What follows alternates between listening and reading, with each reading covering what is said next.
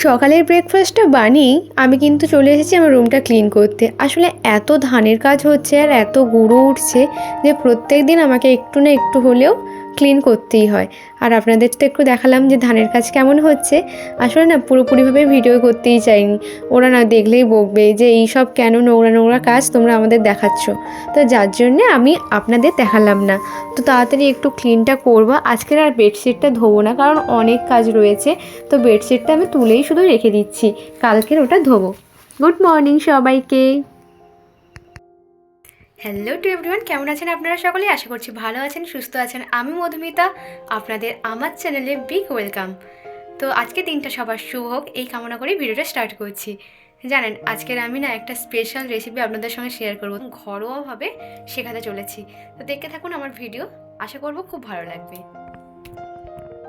এই যে দেখতেই পাচ্ছেন এতগুলো বস্তা, আসলে এত ধান হয়েছে আমাদের, যেগুলো বস্তার মধ্যে প্যাকিং করে রাখা হয়েছে। আসলে না আমাদের একটা অঞ্চলে না কোথায় দেওয়া হয় ধান, যার জন্যে এই রকম ধান বস্তায় করে রাখা হয়েছে। আর এখানে মা, বাবা আর ও তিনজনে মিলে এই ধানগুলো গোছাচ্ছিল। আর আমি ভাবলাম একটু শ্যুট করেই নিই, তো চলে আসলাম আজকে স্পেশাল রেসিপি আপনাদের সঙ্গে শেয়ার করতে। সেটা কিনা হচ্ছে বিরিয়ানি। জানেন, এই মশলাটা দিয়ে না আমি ফার্স্ট টাইম ট্রাই করছি।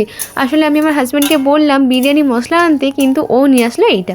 তো প্রথমে আমি কড়াইতে ভালো করে নেড়ে নিয়ে ওটাকে পেশাই করে নিয়েছি। তারপরে আমার বেরেস্তাও রেডি হয়ে গেছে, এখানে আমি আলুও ভেজে নিচ্ছি।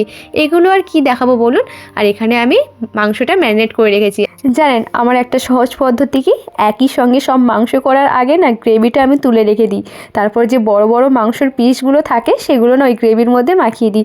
যার জন্য এখানে যত কিছু লাগে মানে একটা মাংস করতে, সেগুলো দিয়ে মাংস করার পর মাংসের যে বড় বড় পিসগুলো রয়েছে না, তার মধ্যে আমি বিরিয়ানি মশলা আর আলু দিয়ে ভালো করে মাখিয়ে একটু নাড়িয়ে নিলাম। আর আপনারা তো কম বেশি ভাতটা জানেন করতে, তো আমার যেমন ভাত করতে হয় তেমন করার পর তার মধ্যে একটা হাঁড়ির মধ্যে আসলে বেসিক্যালি ঘি দেওয়ার পর, ভাত দেওয়ার পর সামান্য লবণ, গরম মশলার গুঁড়ো, জিরে গুঁড়ো, বিরিয়ানির মশলা, বেরেস্তা সব রকম দেওয়ার পর মাংসগুলো দিয়ে এরকম করে আমি 3টে লেয়ার কমপ্লিট করেছি। আর 3টে উপকরণ দিয়ে কিন্তু বেসিক্যালি আমি করছি। তা হলো ফ্লেভার, মিঠা আতর আর জল। তো আপনারা চাইলে দুধও দিয়ে করতে পারেন এবং হলুদ গুঁড়ো দিয়েও করতে পারেন, এতে কালারটা খুব সুন্দর আসে। তো এরপরে আমি মাংসটা দেওয়ার পর এভাবে 3টে লেয়ার কমপ্লিট করার পর এটাকে কিন্তু আমি দমে বসিয়ে দেবো। তো দেখুন এখন কত সুন্দর দেখতে লেগেছে। ফাইনালি আমার রান্না হয়ে গেছে। আসলে বিরিয়ানি আমরা যেমনভাবে করি ঠিক তেমনভাবেই করেছি, তেমন কিছু স্পেশালভাবে নয়, সামান্য কিছু উপকরণ দিয়েই করেছি মাত্র। তো এখন আমি একটু ফ্রেশ হব। আসলে পুরো ঘেমে গেছি, আর তার উপর আমার শাড়িটাও না ভিজে গেছে পুকুরে, যার জন্য আমি চেঞ্জ করব, তারপরে সবাইকে খাবার দেবো। তো এই হচ্ছে ব্যাপার। তো দেখতে থাকুন আমার ভিডিও। আর আপনাদের সঙ্গে আমি আমাদের বাগানে কিছু কিছু সবজি যেগুলো লাগানো হয়েছে সেগুলো শেয়ার করব। তো থাকুন আমার সঙ্গে সবাই। আমার না কিছু ক্রাফট করতে ইচ্ছে হচ্ছিল, যার জন্য দেখুন এই রকমভাবে কাগজগুলো আমি কেটে নিয়েছি। কিন্তু তেমন একটা না দেখতে ভালো লাগছিল না, যেহেতু আমি দেওয়ালে টাঙাবো। তো ভাবলাম আবার কাটিং করি, কিন্তু দেখুন দুর্ভাগ্যবশত কাটিং করতে করতে ওটা পুরো ছিঁড়ে যায়।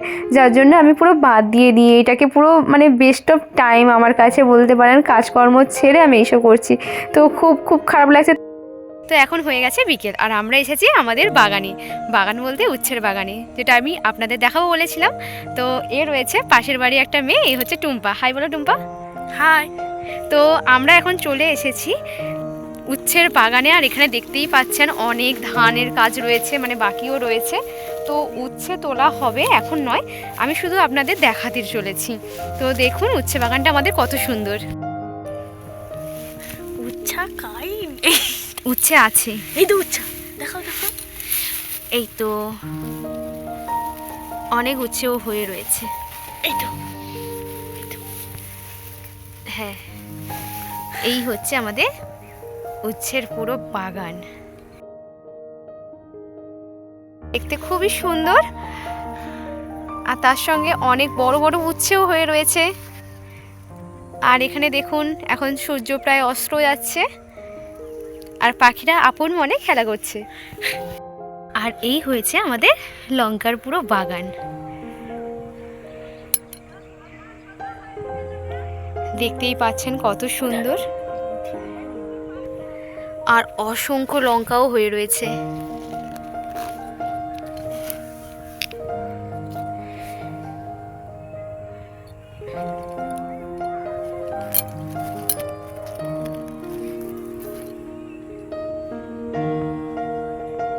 যেন মনে হচ্ছে একটা চা বাগানে চলে এসেছি। এইটা হলো কুমড়ো গাছ। আমার না কুমড়ো গাছের ফুলের যে বড়া সেটা খেতে খুব ভালো লাগে, কুমড়ো গাছের ডাঁটা খেতেও ভালো লাগে।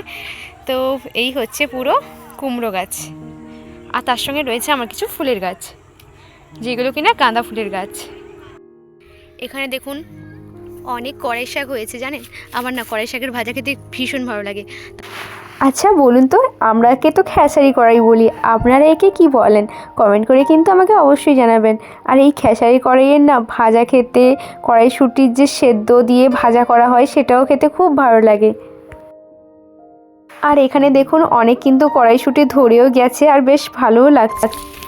এই দেখেছেন কত শাক তুলেছি, আর একটু শাক তুলে নিয়ে দাঁড়ান। তো অনেক কড়াই শাক তুলেছি, কালকে এই কড়াই শাকের হবে চচ্চড়ি, যেটা আপনাদের দেখাবো।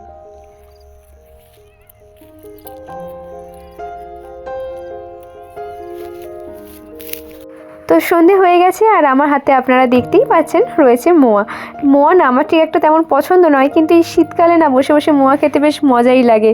তো আমি এখন একটু মোয়া খেয়ে নিচ্ছি, আর মোয়াটা খেতে কিন্তু ভীষণ টেস্টি ছিল। আর রাতে কেমন কিছু একটা তৈরি করিনি, যেহেতু তরকারি ছিল সেটা দিয়েই ভাবলাম আমি মুড়ি খেয়ে নিই। তো এই হচ্ছে আমার ডিনার। তো ডিনারটা খাওয়ার পর আপনাদের একটা স্পেশাল জিনিস দেখাবো, জানি না ও আনবে কি না, যদি আনে নিশ্চয়ই দেখাবো। তো আমি যেটার কথা বলেছিলাম সেটা হলো এই হেডফোন। আসলে না ফোনের সঙ্গে আমরা এই হেডফোনটা গিফট পেয়েছিলাম, কিন্তু অনেক দিন পরেই কিন্তু এই ব্লুটুথ হেডফোনটা আমাদের দিয়েছে। তো ভাবলাম ওকে দিয়ে আনবক্সিংটা করাই। তো এখন খুলে আপনাদের সামনে দেখাচ্ছে।